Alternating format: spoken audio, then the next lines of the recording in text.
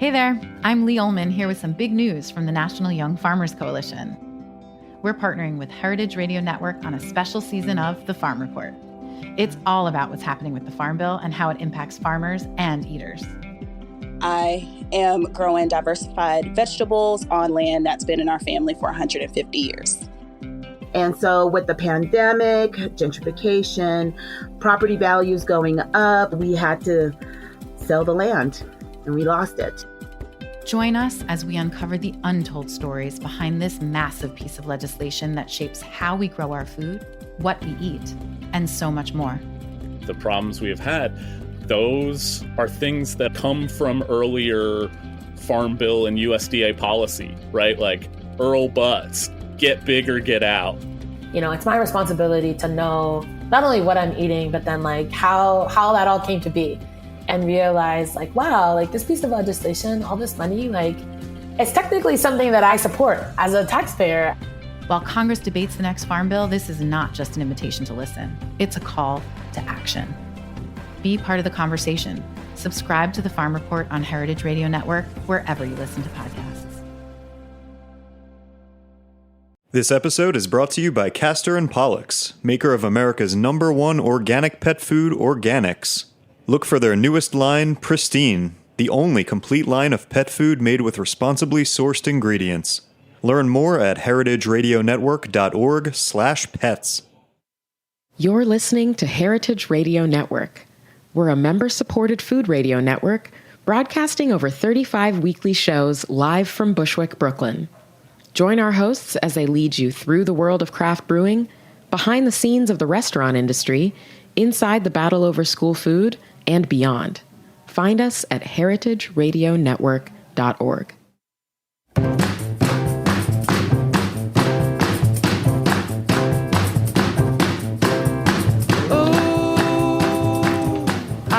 Hey, you're listening to Eat Your Words on Heritage Radio Network. I'm your host, Cathy Erway. So, we live in some trying times right now. I find that, I find that a lot of fellow food content creators, writers, podcast hosts, and the like find it's really tough sometimes to focus on food for enjoyment's sake. And, when at the same time, so many messed up things are going on in this world. Like, for instance, I opened the New York Sunday Times this morning, and I read this story by a professor at the University of Michigan, and she writes about 3 separate incidents of racially charged intimidation on campus just in the short amount of time that the school semester has begun, and having to respond to it with like measured statements over and over again in that frustration. And, I sense that a lot of people are feeling frustrated and a little helpless about how to continue to resist and fight for the change they want to see in the world. So the author I'm joined with today has a really, really important and powerful message. And for anyone who's interested in food, I think you might find this really, really great. She writes about how passion for food can be used to channel into something positive. I mean, actually, food is always positive, but something actionable. So her book is called Feed the Resistance, Recipes and Ideas for Getting Involved. It's written by Julia Turshen, who's joining us right now on the line. Hi, Julia. Hi, Cathy. Thanks so much for having me on. Yes, thank you so much for joining us. And I should also mention that you also recently wrote an op-ed in the New York Times, also called Feed the Resistance.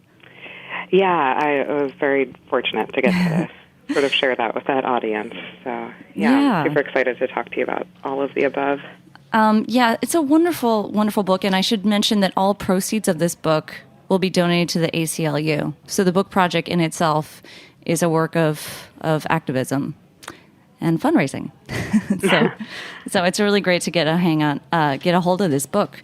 I want to start with, you write in the introduction that food is the most democratic thing with a lowercase d, is the most democratic thing in the world with a lowercase d, and it affects us all.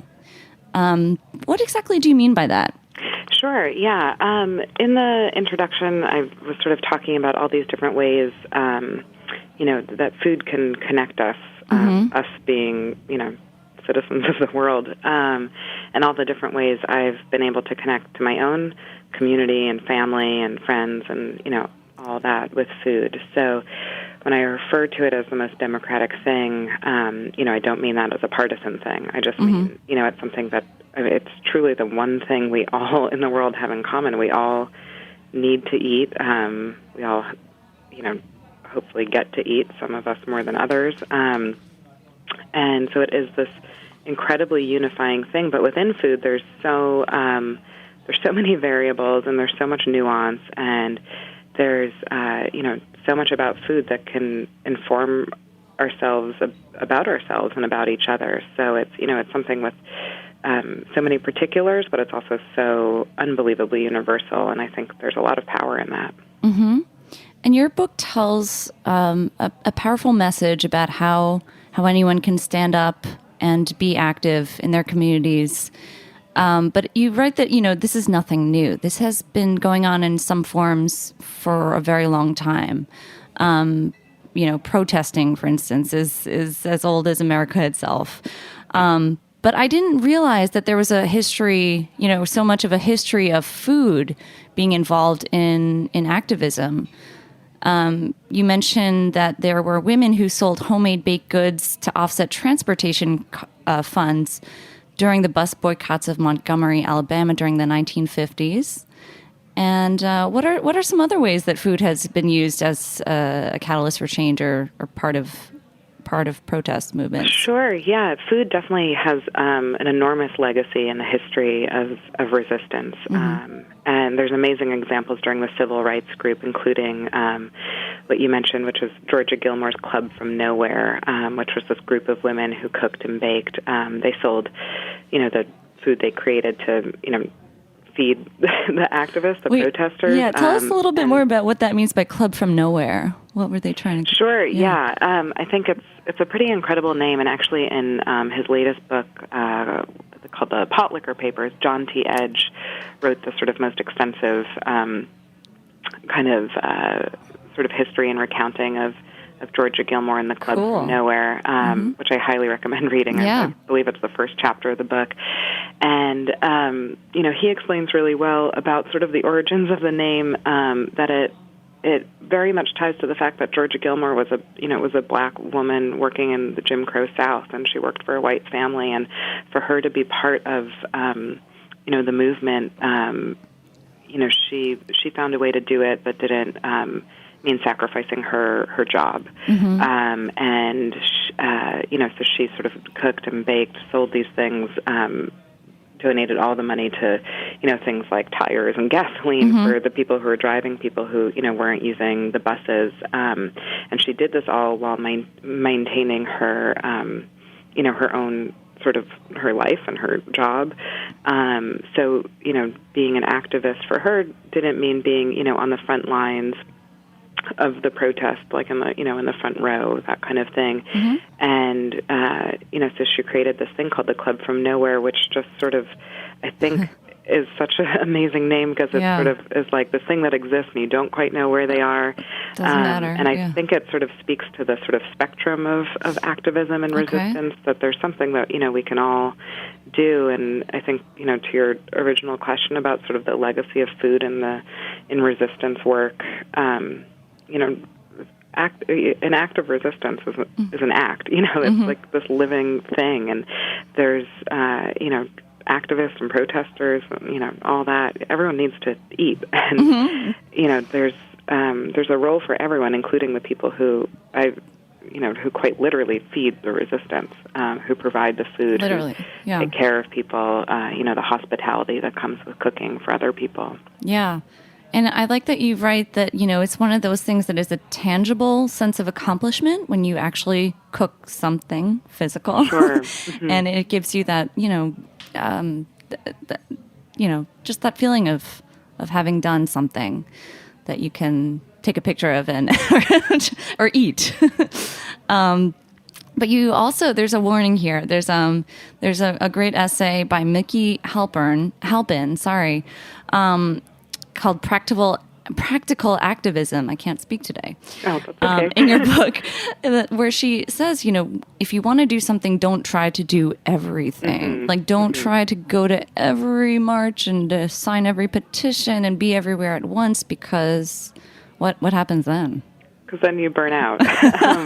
And Mickey's essay, which I'm so thrilled that Mickey contributed to the book, and it's sort of adapted from an essay that Mickey had posted online sort of shortly after the election, and it was an essay that really inspired me, and I think many others, and I'm so grateful to have this version in the book, because it's just very sound advice, and I think it also speaks to the fact that the resistance and any large movement that involves human and civil rights, it's a marathon and it's not a sprint, and we have to figure out ways to participate, in ways that are sustainable, in ways that we can commit to, and sort of create and maintain the stamina for, and the most important thing is showing up in whatever way we can. So how do we make sure that we can show up over and over and over again?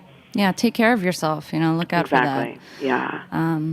So this book is mostly recipes, though, and it's a wonderful assortment. But also, I love the organization. So you have 3 sections.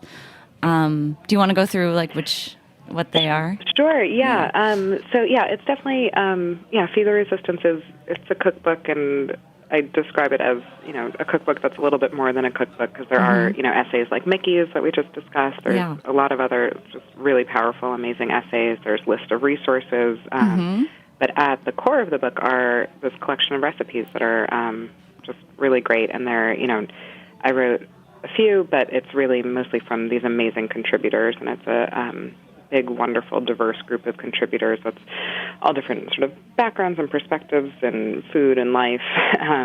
And so the recipes are divided into these 3 sections, and the first is called Easy Meals for folks who are too busy resisting to cook, which was just sort of a fun title for that section, but really speaks very to empowering, that. though. Yeah, definitely. And it's about, they're recipes that are quick and easy to make. They're, tend to be really healthy. Lots of food that you can make a big batch of, put in the fridge, and kind of employ in different ways. It's food for people who are on the go. So to me, that, first in mind for this book is, is activists and people who are part of the resistance. But, it could also be anyone living, a really active, busy life, which is sort of everyone. On the road, yeah. And the second section is called Feeding the Masses, and it's food for large crowds. So it's recipes kind of scaled to serve large groups, which, when it comes to feeding the resistance, sort of quite literally, it tends to involve cooking for big groups of people. So there's everything from Hala Hassan, who runs Boss Sauce, which is this line of Somali condiments that are amazing. I can't speak highly enough about Hala's sauces. I love them.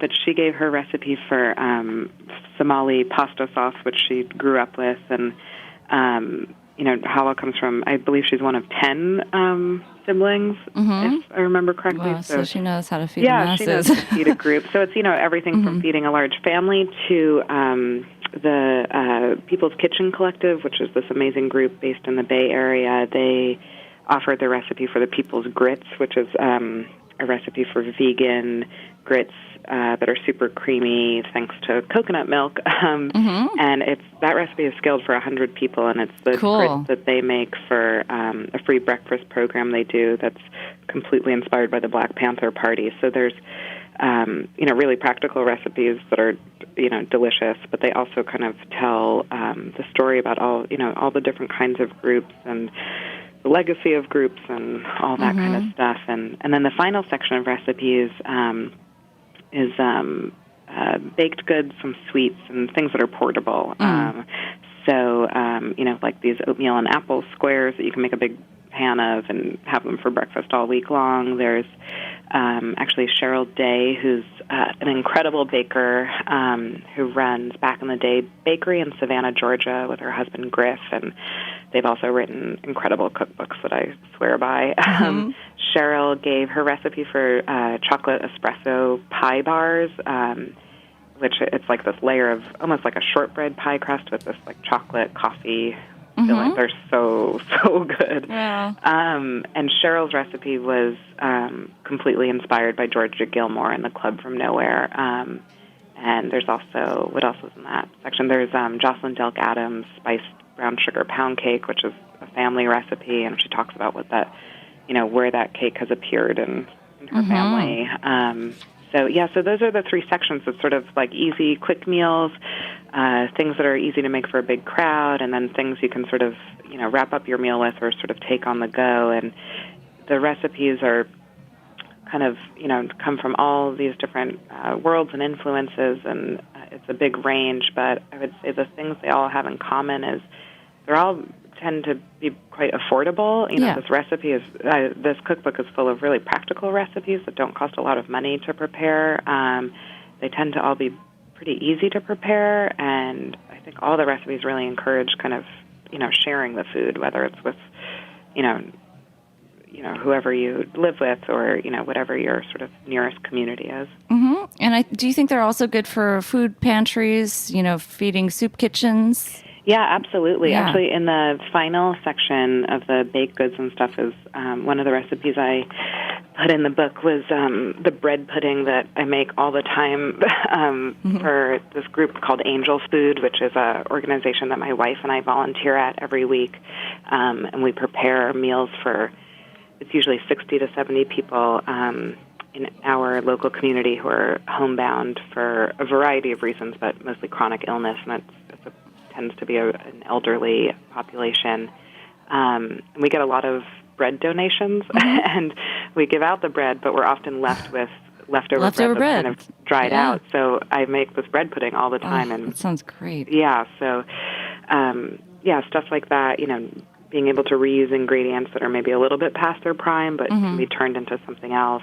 Yeah, there's definitely a little something for everyone. I think it's so great. There's a need for more resources on how to feed the masses in a cheap and efficient and hopefully crowd-pleasing way. So absolutely. Yeah, and I love how also you have an actual photograph of these contributors in the back of the book so that, you get to place a name with a face and maybe learn a little more about their work if you like, because they're all like really, really great folks on their own. There's Bryant Terry, a chef and author, Tunde Wei, he's an organizer.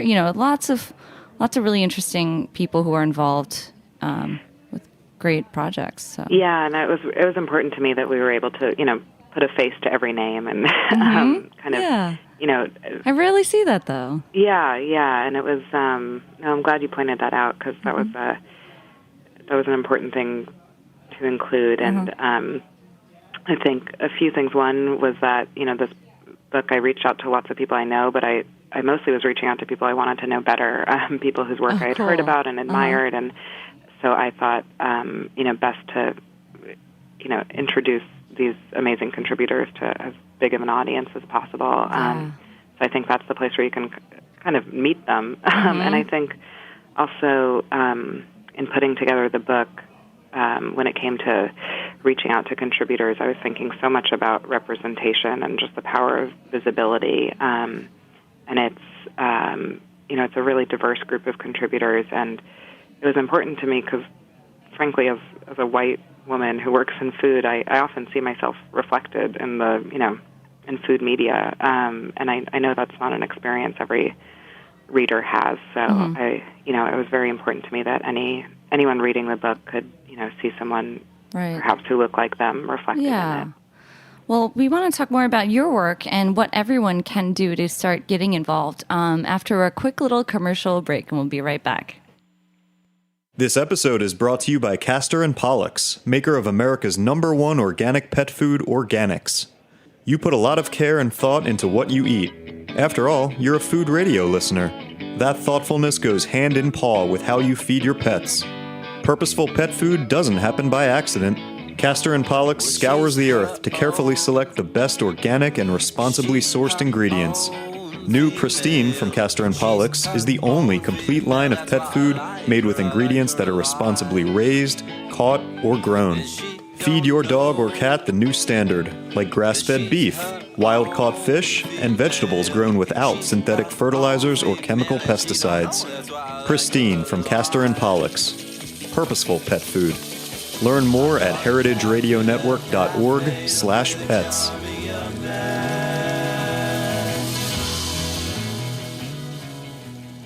All right, we're back chatting more with Julia Turshen, the author of a really inspirational and practical book, Feed the Resistance. So, Julia, you've been a cookbook author. You have a great best-selling cookbook called Small Victories. And but how did you get involved in the Resistance? And how did I get involved? Sorry, it just cut off for a second. Sorry, I'm just speaking in faux French. Oh, okay. In the Resistance. In the Resistance. I'm so sorry. I was listening so closely. Well, thanks for your kind words about my work. I've been working on cookbooks sort of forever, and I learned to cook when I was a little kid through cookbooks. So cookbooks have been kind of my whole life. And in terms of sort of connecting my work as a cookbook author to, my, role in the resistance, it was very much, for me, it was sort of born from the momentum of the most recent presidential election. And, I found myself, like many people I know, many people I don't know personally, just feeling really, scared and sad and frustrated, and I am someone who is very, very uncomfortable when I'm not doing something. So I felt desperate to do something and to do something active that I felt could contribute something positive to the conversation and also productive. So I kind of thought, what are ways to, add a new kind of layer of meaning and purpose to my work. Right. And so for me, putting together this book meant, I can do the sort of work that I love to do and that I essentially do anyway. Recipe development. Yeah, exactly. And, put it together in this collection. And how can I do that in a way that, benefits an organization that, the ACLU. Doing really good work. So all the proceeds go to the ACLU. How can I do this work in a way that, isn't just about lifting up my own voice, but, voices of other people in my community and my industry. So this book really gave me an opportunity to, contribute something and do something, which I'm just very grateful for. And my hope is that, anyone reading the book will, be inspired to do, one of the suggestions in the book, or, hopefully it'll just be a support for whatever they're already doing, or maybe just help them think of something that, fits their own criteria. Yeah. What if somebody's just getting started out and is looking for groups? And I know you live in a fairly rural area in Hudson Valley of upstate New York. So say somebody's living, also in a smaller town or a big city. What's a good way to kind of get involved in your local community organizations? Sure, yeah. I think a big thing that, I would say I've became just a sort of like a sidebar, more, more involved in activism and, would consider myself to be more political, definitely, in the last couple of years, like leading up to this election and then definitely afterwards. But my work in food and in my community, wherever it is that I've lived, has been something I've always, had as part of my, just regular routine. And I think there's always opportunities wherever you live, and I've lived in a couple places. You used to live in New York City, right? Yeah, and there's opportunities wherever you are to get involved, and it can be, I really do believe that, serving your community and volunteering is actually an act of resistance, and is definitely a political act. And I think, being political or being an activist, sometimes, people are, a few things maybe put off by those words or intimidated or, a number of things that feel maybe not super comfortable. And I think understanding that, for me, I feel like being political is just being community-minded. So in terms of getting involved, I guess my biggest piece of advice is you don't have to start anything and you don't have to reinvent a wheel. There's organizations and individuals who are in every single community, who are already, doing the work and have set up systems. And I think plugging into things that already exist and figuring out how you can,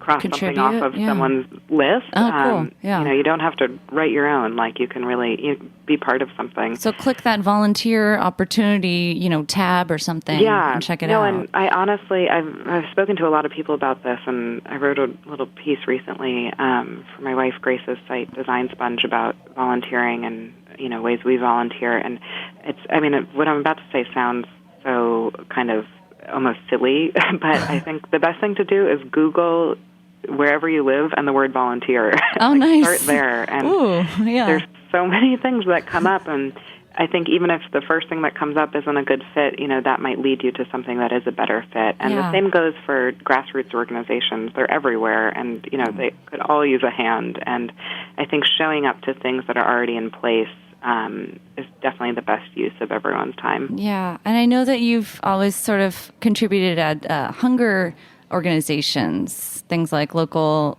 homeless, feeding people organizations. So that's always something that's, again, it'll give you that sense of actual, tangible accomplishment, feeding people. And a lot of people put a lot of emphasis on going to a rally, going down to DC for this and that. And that's great and all. But, you can actually you can see real results when you feed somebody too. Absolutely. And I think, one isn't better than the other, and it's all important work. And I think it's just figuring out, what's the work that you can just continue doing. Right. I mean, doing it once is great. I'm not going to say it's not. I think that's, it's better than nothing. But I think better than once is a repeat customer, basically. So, whatever you can do that you can commit to. And I think the sort of full circle part of that is really understanding how positively this kind of work can impact your own life. Yeah. And I can say firsthand, volunteering on a regular basis with certain things in my community, I look forward to it so much. It's the best part of my week. I've gotten to know incredible people. It's a really wonderful and refreshing pause from my other work and just my own life. It's work that is pleasurable and fun. And I think when we talk about, food being part of activism and the resistance, the conversation gets very serious very quickly, as it should, because we're talking about really important things. But I think it's really important to remember that, food can still be so fun and pleasurable, even if it's part of something really important and absolutely maybe heavy. It doesn't taste less good. You can get creative too with the group that you're dealing with, and that could be really fun. I think this might be some what you refer to as the silver lining, if there's any silver lining to the current events in today's political climate, given the last election, that can be so very, very disturbing, is that people have found a newfound vigor for contributing and being active in communities, in community work. Absolutely. No, I think I just couldn't agree with that more. And I think,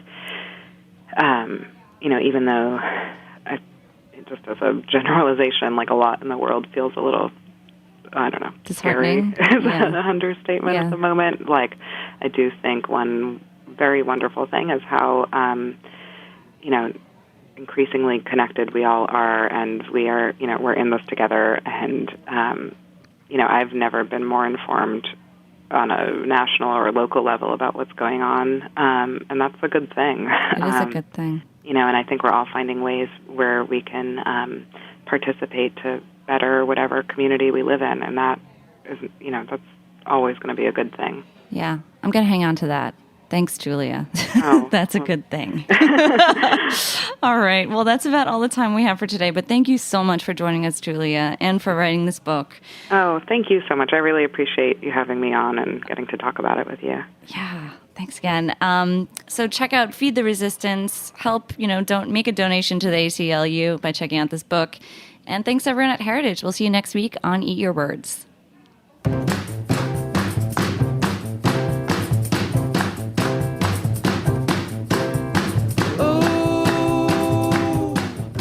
Thanks for listening to Heritage Radio Network, food radio supported by you. For our freshest content and to hear about exclusive events, subscribe to our newsletter. Enter your email at the bottom of our website, heritageradionetwork.org. Connect with us on Facebook, Instagram, and Twitter at heritage_radio.